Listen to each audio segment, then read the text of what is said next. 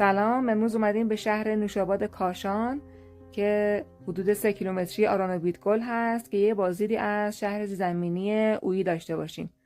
دسترسی‌های این شهر زیرزمینی از این آب انباری هست که الان داریم توش میگردیم و در واقع میشه گفتش که 2 تا آب انبار توی این مشهد نوشاباد هستش که دسترسی به این شهر زمینی رو دارن که در حال حاضر از آب انبار مرکزی به 2 طبقه این شهر دسترسی وجود داره که طبقه اول حدود 1000 متر مربع و طبقه دوم حدود 4000 متر مربع در واقع کشف شده و طبقه سوم که میشه گفت در واقع طبقه -3 که حدود 7000 متر مربع وسعت داره و فعلا بازدید عموم نداره. شهر زیرزمینی اویی خیلی اتفاقی کشف شد. در سال 85 یکی از اهالی شهر که در حال کندن چاه توی حیاط خونش بود به داخل یکی از این راهروها سقوط میکنه و از اون زمان برای کشف کامل مجموعه اقدام میشه. اسم اویی چند نظر راجبش هست. یکی اینکه راجب در واقع میشه گفت به نوع معماری این شهر زیرزمینی اویی گفته میشه توی این منطقه. نظر دیگه هم هستش که چون انقدر راهروهای وسیع داشته و تعداد اتاقات طبقات هم زیاد بوده، مردم برای اینکه همدیگر رو صدا بکنن با این لفظ اویی همدیگر رو صدا میکردن. پله که میایم پایین وارد شهر میشه. اوکی. یعنی از اونجا برای 1500 سال پیش نه. مثل طول زمانه. شهر زیرزمینی کلا تو 3 طبقه است. اینجا طبقه -2 14 متر زیر سطح زمین. وقتی میگم 3 طبقه مثل ساختمون پشت سر هم نیستش. ممکنه طبقه -1 بالاتر هم باشه. و طبقه -3 زیر پامون نیست. چون اینجا تماما دستکنه، هیچ چیزی تو ساختش به کار برده نشده، حالت درون مورچه و زیک کنده. این چایی که اینجاست توی شهر زیرزمینی ازش زیاده. چاه ارتباط بین طبقاته، مثل آسانسور عمل می‌کرده. داخلش حفره است به عنوان جاپا، تناب می‌انداختن از سر این حفره بالا پایین می‌رفتن. یکی دیگه از ویژگی تمام چاه‌ها همین اکسیژنی که الان داریم از طریق همین چاه. سوالی نیست. ارتفاع راهرو هم حدود 160 تا 180 هست. سمت راست هم سرویس بهداشتی.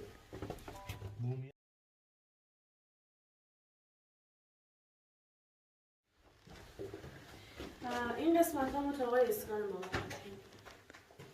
شهر زیرزمینی حالت اضطراری داشته، بیشتر از 7 تا 10 روز نمیموندن اینجا. زندگی عادیشون بالا بوده، وقتی دشمن حمله می‌کرد نمی‌رفت. حفره هایی که روی دیوارهاست چراغ پیسوزه که از پی و نمک استفاده می‌شده. نمک برای اینکه که دود نکنه و مشکلی با تنفسشون ایجاد نشه. اگه دست به دیوارا بزنید رطوبت داره.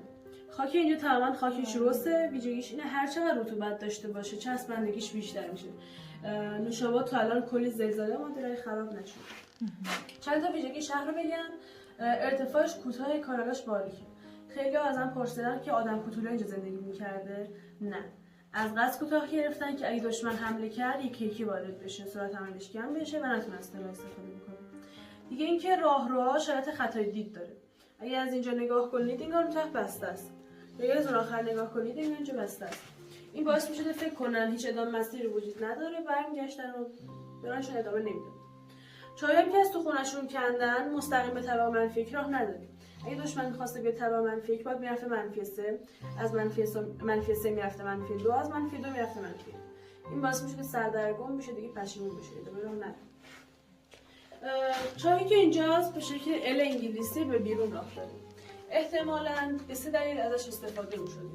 یکی هواکش بوده، دوم چون داخلش خاکستر پیدا کردیم احتمالاً مطبخ بوده و سوم روشو می‌پوشوندن به عنوان تله. اگه توجه کنید سقف بالاش کوتاه‌تره. برای اینه که اگه دشمن متوجه تله شد خواست بپره، سرش به سقف بخوره دوباره داخل تله میاد.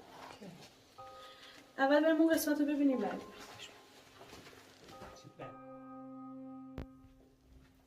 همونطور که میبینین اتاقا توی اندازه‌های مختلف در طول این راهرو هستش و بعضی جاها رو در طول مسیر یا توی راهرو یا توی اتاقک‌ها روی دیوارا یه تاقچه‌های کوچیک رو میبینین که کنده شده برای جای پیسوز بوده. اینجا بزرگترین اتاق شهر زیرزمینیه، به دلیل داشتن چند تا راه ورودی و چند تا محل نشستن. احتمالاً اتاق شور و مشورتی همون سالن اجتماع میشه. شما نیاسر رفتین؟ احتمال داده شده که اینجا به نیاسر هم راه داره، چون یه ریسفی تعریف کرده صبح وارد شهر میشه، وقتی شب خارج شده داخل نیاسر کاشان بوده که 40 کیلومتر از اونجا فاصله داشت. احتمالاً یه راه فرار بود. در زمان حمله دشمن هم که وقتی ساکنه شهر زیرزمینی می شدن، برای تأمین آبشون از پایاب قناتی که دسترسی به این شهر داشته استفاده می کردن. برای دیدن نمونه پایابی که داخل قنات ها استفاده می شده میتونیم به ویدیوی قنات زارش مراجعه بکنید. ناگفته نمونه که قدمت این شهر زیرزمینی رو حدود 1500 سال تخمین میزنن، یعنی از دوره ساسانی تا دوره قاجار در حال استفاده بوده. شده احتمالاً انبار و ذوق‌شون بوده، داخلش هم یه چاهی که احتمالاً به عنوان یخچال ازش استفاده می‌کنن.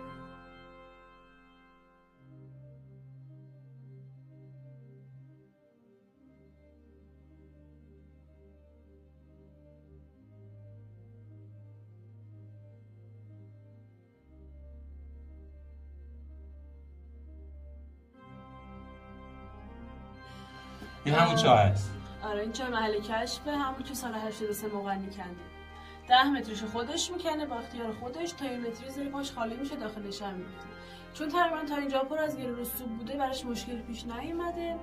اگه خاطر سن زیاد نمورده باشه احتمالاً همه ببین نوری که روشن کردن این چون به خاطر رطوبت. آره. شرایطش مهیا شده دیگه.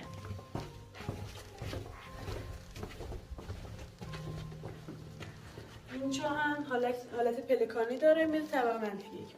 خیلی کوتاه و باریکه، باعث می‌شده سینه خیز و 4 دست و پا جابجا بشن و دیگه اینکه افراد ضعیف مثل زن و بچه میتونستن با انداختن یه سنگ بزرگ جلوی چاه جلوی ورود دشمن رو بگیرن. یا اینکه تو رفتگی رو می‌بینید محل نشستن نگهبانه، برای اینکه اگه دشمن اومد با چیز تو سرش بزنه اون بالا نشسته باشه، با چیز تو سرش بزنه می‌کشه. این نبود درسته؟ این نبوده. دیوارهاشو خودمون زدیم، ولی سنگش بود. نه سنگ بود اما اینقدر ارتفاع نداشت. دیوارهاشو خودمون. دقیقاً کف بود. یادشونه دیگه استفاده میکردن اون موقع. دستتون رو حفره بگیرید. یه بال خنک ازش. آره. این چاه اکسیژنه. 5 متر میره پایین. 15 متر فاصله میره، 11 متر میره بالا. به طبقه منفی 1 راه داره. حالت یه سرشکسته اعلام فارسی. طبقه منفی که میشه به بیرون راه داره، به خاطر اختلاف سطح و اختلاف فشار هوا از قسمت پرفشار وارد میشه. این چه؟ این سنگ آسیا رو روی یا زیری؟ ببینید. این چی هست؟ چی این؟ همونی که چوب روش میذارن میچرخونه. این قسمتشه که چوب روش بوده. خب این مال سنگ آسیا دستی نیست، این مال چیز آسیا به چیز آبیه. اینجا دقیقاً یه چیز قفل شده که بتونه بچرخونه. درست. بگم که اینا رو میذاشتن کنار به عنوان سنگ آسیاب استفاده میکردن که رو همین چاه از بالا نگاه کنید نگاه تایش بسته است. فکر میکردن دیگه هیچ راهی نیست شد یا اینجا این مسیر الهام برای خروجی که الان بسته است خودمون